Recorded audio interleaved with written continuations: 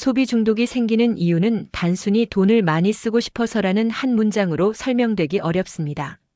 소비 중독은 개인의 성격 문제라기보다 현대 사회의 구조, 심리적 결핍, 그리고 끊임없이 자극을 만들어내는 환경이 맞물리면서 형성되는 복합적인 현상입니다.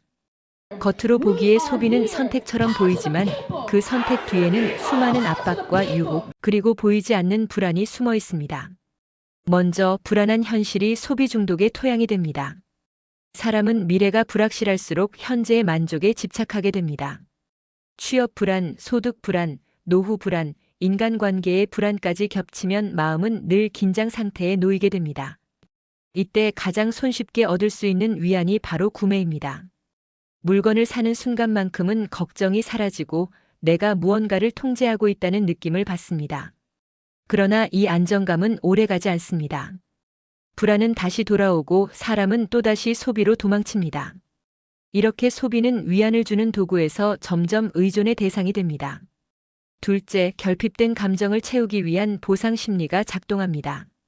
어린 시절 충분한 인정과 사랑을 받지 못했거나 성장 과정에서 자주 비교당한 사람일수록 나는 부족하다는 감정을 마음속에 품고 살아가기 쉽습니다. 이 감정은 성인이 되어서도 사라지지 않습니다. 대신 더 좋은 옷, 더 비싼 가방, 더 최신형 기기 같은 외적 소유물로 자신을 증명하려 합니다. 물건은 잠시 동안 자신감을 줍니다. 하지만 진짜 자존감은 물건에서 나오지 않기 때문에 만족은 곧 사라지고 더 큰 소비로 이어집니다.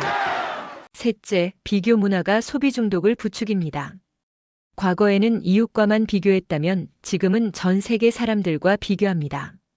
SNS를 켜는 순간 여행 사진, 명품 인증, 고급 레스토랑, 화려한 일상이 끝없이 펼쳐집니다. 사람은 자신도 모르게 그 기준에 자신을 맞추려 합니다. 저 정도는 나도 해야 정상 아닌가라는 생각이 들기 시작합니다. 이 비교는 삶의 기준을 왜곡합니다. 필요해서 사는 것이 아니라 뒤처지지 않기 위해 사는 소비가 늘어납니다. 넷째, 즉각적인 만족을 추구하는 뇌의 습성이 문제를 키웁니다. 사람의 뇌는 보상을 빠르게 받을수록 더 강하게 반응합니다.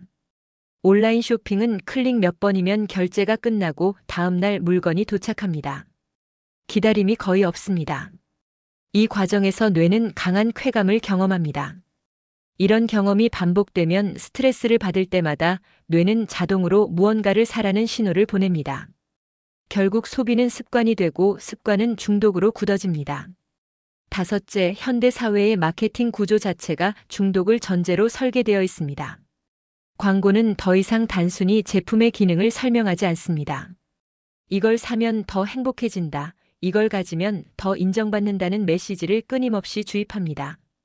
세일 한정판, 기간 종료 같은 문구는 사람의 불안을 자극합니다. 지금 사지 않으면 손해본다는 생각이 들게 만듭니다. 이 구조 속에서 사람은 자신이 선택한다고 느끼지만 실제로는 끌려다니고 있는 경우가 많습니다. 여섯째, 삶의 의미 상실도 소비 중독과 깊이 연결됩니다. 자신이 왜 살아가는지, 무엇을 위해 하루를 보내는지 모를 때 사람은 공허해집니다. 이 공허함을 채우기 위해 가장 쉽게 붙잡는 것이 소비입니다. 물건을 사는 순간만큼은 삶에 무언가가 채워지는 느낌을 받기 때문입니다. 그러나 의미 없는 소비는 공허를 더 키울 뿐입니다. 공허가 커질수록 더 많은 소비가 필요해지는 악순환에 빠집니다. 일곱째, 통제감을 잃은 삶에서 소비는 가짜 통제권이 됩니다. 회사에서는 상사의 지시에 따라야 하고 사회 규범에 묶여 있으며 경제 상황은 개인이 어찌할 수 없습니다. 이런 상황에서 사람은 무력감을 느낍니다. 하지만 돈을 쓰는 순간만큼은 내가 결정했다는 느낌을 받습니다. 이 가짜 통제감이 반복되면 소비는 자기 존재를 확인하는 수단이 됩니다. 소비 중독은 이렇게 개인의 약함만으로 설명할 수 없는 문제입니다. 사회 구조, 기술 환경, 심리적 결핍이 함께 만들어낸 결과입니다.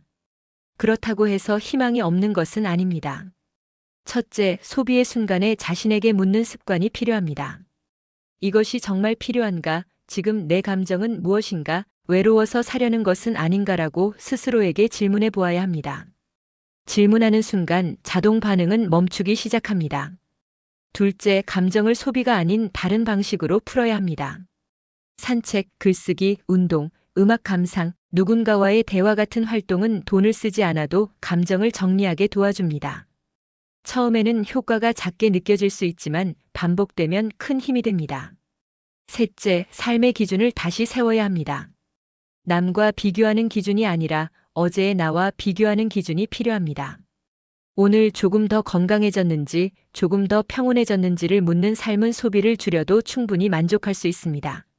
넷째, 물건보다 경험과 관계의 가치를 두는 연습이 중요합니다. 비싼 물건은 시간이 지나면 익숙해지지만 따뜻한 대화와 좋은 기억은 오래 남습니다. 무엇이 나를 진짜로 채워주는지 돌아볼 필요가 있습니다. 소비 중독은 욕심이 많아서 생기는 병이 아닙니다. 대부분은 마음이 지쳐서 위로가 필요해서 붙잡을 무언가를 찾다 보니 생깁니다. 스스로를 비난하기보다 왜 이렇게까지 힘들었는지를 먼저 이해해야 합니다. 이해는 변화의 출발점입니다. 조금씩 속도를 늦추고 자신의 마음을 돌보기 시작한다면 소비에 끌려다니는 삶에서 벗어나 더 가벼운 삶으로 나아갈 수 있습니다.